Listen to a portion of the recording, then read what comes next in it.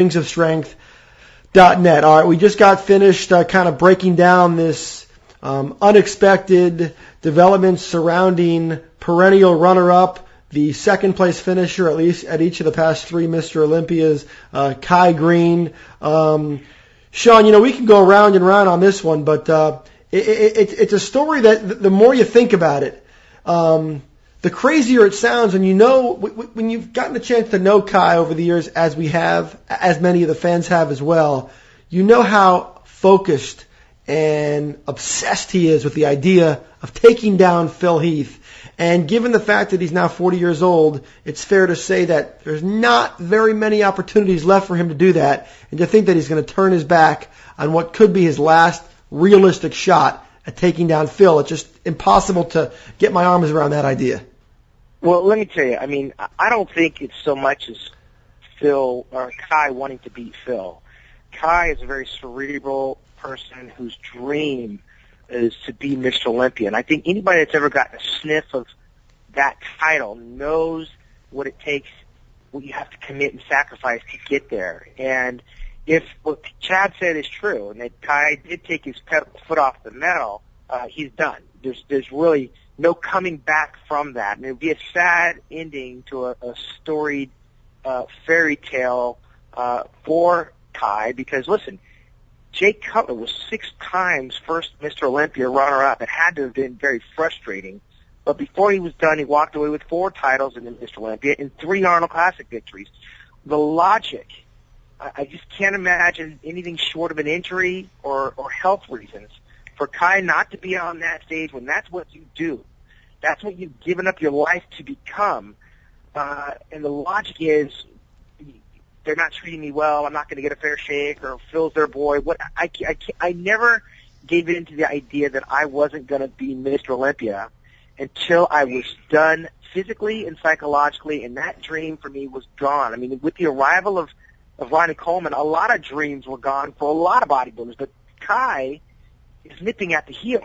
And if not winning a title has made him such a frustrated bodybuilder to the point where he would not pursue his dream, then what a sad ending to a very, illustrious career. This guy came from the gutter. He's like Mike Tyson. And we cheered for Mike Tyson, and I cheered for Kai. Kai's first pro win with the Sean Ray Classic after he got dead last at his first shot in 2005. He won that show.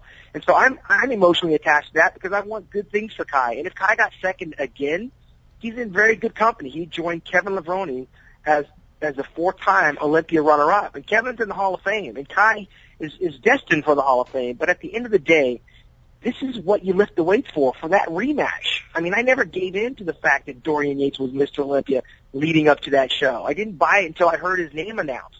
And even then, it made me want to go back the next year to try again. And I just don't see Kai as a quitter.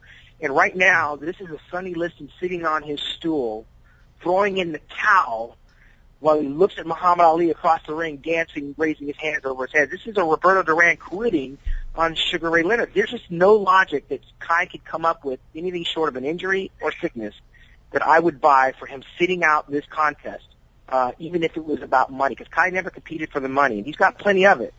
But I would love to hear the logic if he's not on that stage, because there's nothing right now that jumps out at me for him to say, you know what, I'm protesting, I'm not doing it. Well, and Dan, go ahead, Jay. When you think about it, too, he's in the process of launching a new company. How is it that you're going to launch a brand new company and then set out of the biggest show in the world? That even makes it even crazier to me. Yeah, and especially when you consider that these guys have gotten to the point where they compete once a year, right? So with Kai Greene, we haven't seen him in a year, and you can be sure that his fans, a lot of people have already booked flights, have already booked hotel rooms, have already bought tickets on the notion of seeing a Kai Greene versus Phil Heath battle. But I want to go now to another angle that sort of ties to this story, and that's that what we all kind of call that Bob Chick lineup relativity theory. And that is a theory that I know Bob and I talk about all the time, and I know we've all talked about it. The absence of a particular type of physique and how it impacts the other guys in the lineup. You remove a Kai Greene with that size, that freaky conditioning. Who are the guys, who are the winners and losers from his absence? And Chad, I'll just go to you on this one first. when you pull Kai out of the lineup, who's the guy that should be smiling the biggest given that potential possibility? Well, I'll tell you, most people is probably going to say, Dexter and Sean Roden are the two guys that are probably smiling the best. But I'll tell you what, I think the guy that's probably smiling is Dennis Wolf, because Kai is that wow factor. He's the guy that when you walk out, you look at him, you're like, holy shit, this guy's a freak. Okay, now we eliminate that guy from the equation. Who is going to take his place? Dennis Wolf takes his place. Dennis Wolf now becomes the wow physique. He becomes that guy.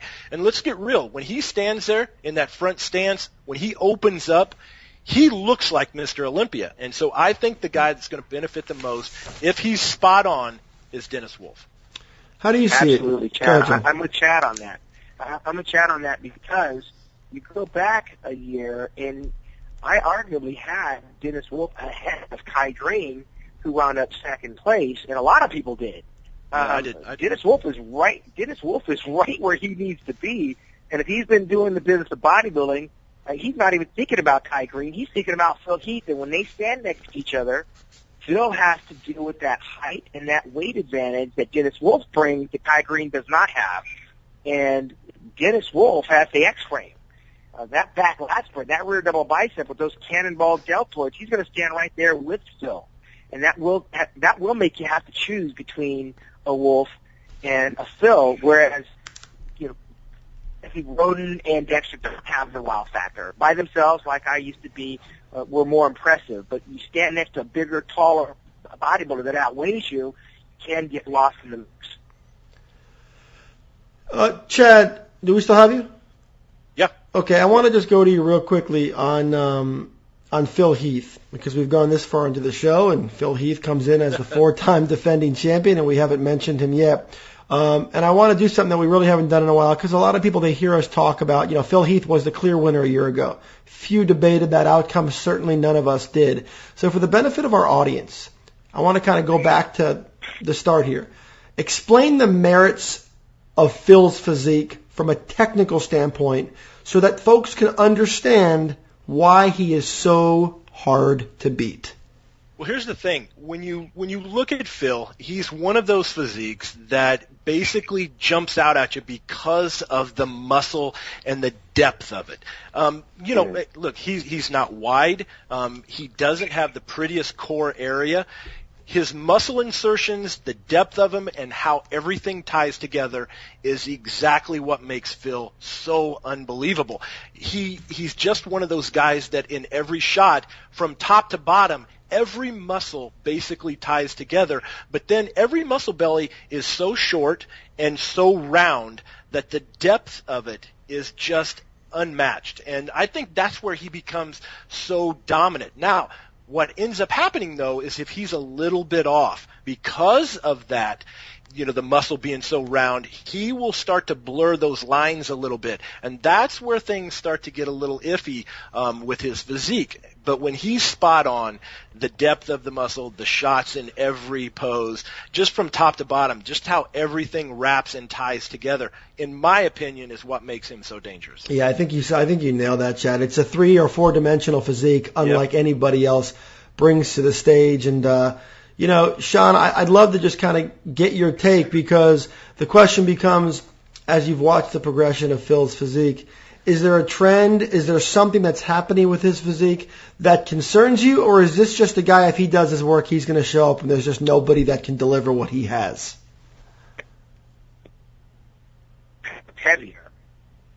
Be bigger than Dennis Wolf. But Dennis Wolf has never been a main concern of Phil Heath. Phil Heath's arms are like Teflon. I mean, they're so big for his body, you can't take your eyes off him. He's got that very thin skin, which shows the vascularity.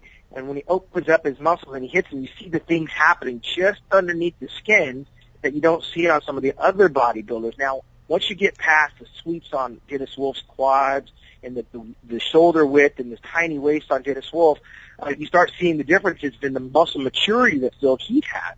And that vascularity and that thin skin really does draw you into his most muscular shot, where his traps look like they just come out of nowhere.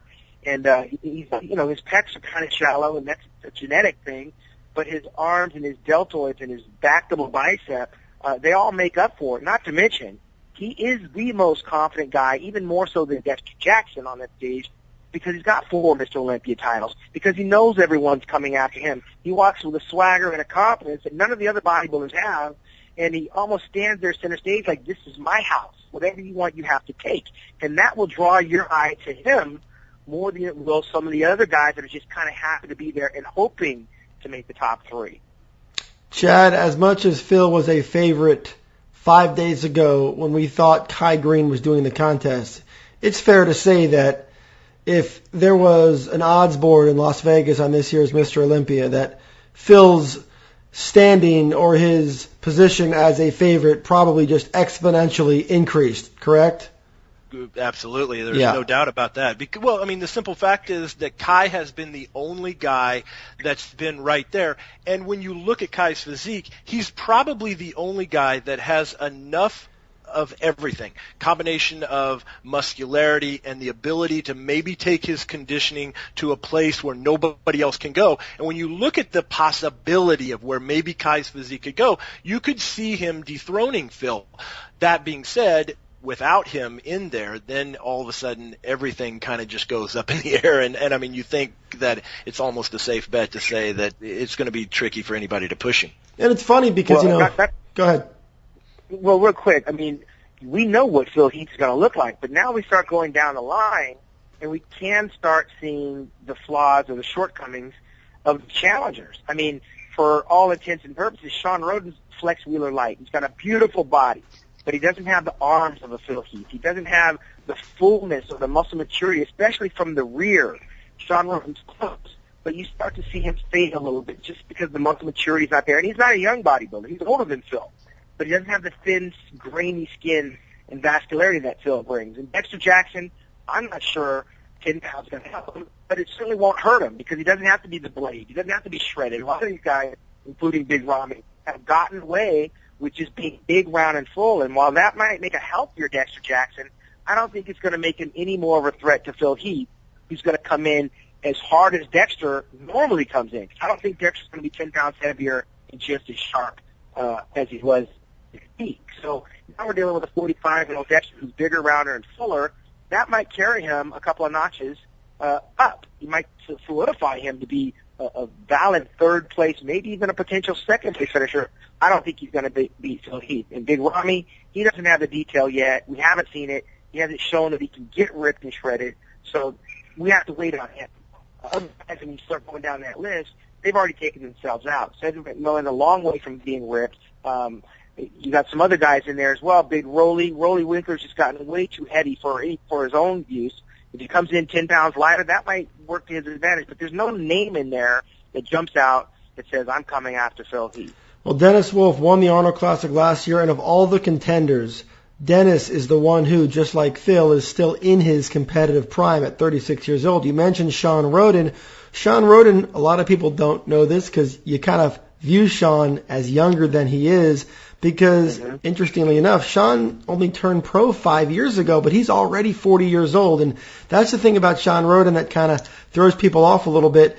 Sean turned 40 earlier this year. He got his pro card, I think, what was it, in 2009, didn't start competing as a pro until 2010. So, Chad, when you look at Roden, you know, maybe it's his physique is younger because perhaps he wasn't grinding it away at the pro level all those years. He's still relatively young by pro standards, but he's definitely a guy that you'd have to look at as a contender. But the Wolf factor is interesting, you know, for a lot of us because he and Phil have that one thing in common.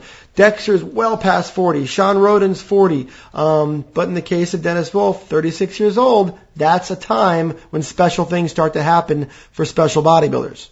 It is, and he's also a different bodybuilder because when you start comparing physiques, obviously Roden and Dexter are much closer to Phil's physique, and it's hard to beat Phil at his own game. Wolf is a much different bodybuilder. He's a bigger bodybuilder. He has that different, you know, that wide that shoulder to waist ratio and those sweeping quads, but he's just different. And so I think to beat Phil, that's what it'll take. It'll take somebody like a Wolf. It'll take a Big Ramy. It'll take somebody different to beat Phil at his game. Chad, I want to go to you now just for a moment on Big Ramy. When you look at Ramy, what he's brought to the Olympia stage the last couple of years, all the size in the world, all the muscle that he needs to be great. We're all waiting on that conditioning, and it's not a simple solution. You've worked with guys where the conditioning, everybody always says, if he only brought the conditioning, but for some guys, that's like saying, if only he grew another leg. Like in the case of some guys, it was like with Melvin Anthony, right? I mean, we would always say we were waiting for him to show that crisp, razor-sharp conditioning. And I think with the exception of maybe one time, it really never happened because some guys just have a hard time getting there. When you look at Ramy, is it a case where they can find a formula, and if they can find it, he can be great? Or is this just somebody that you look at and you say, you know what, this just might not be that type of physique that's ever going to be Olympia caliber conditioned? I think it's too early to say. I mean, he is that guy that is clearly has all the tools to win the Olympia. There is no doubt. But that one piece of the puzzle, obviously, that's missing is conditioning. Now, here's the kind of weird thing about it. I mean, we saw him with DJ, and he looked good, but not spectacular. Clearly nowhere near conditioning-wise at the level of the Olympia. Then he switched gears and he went to Chris Aceto. And he didn't get to finish with Chris, but he dieted right through until like 4 weeks out or something. And so we saw pictures of him leading into it. And again, it wasn't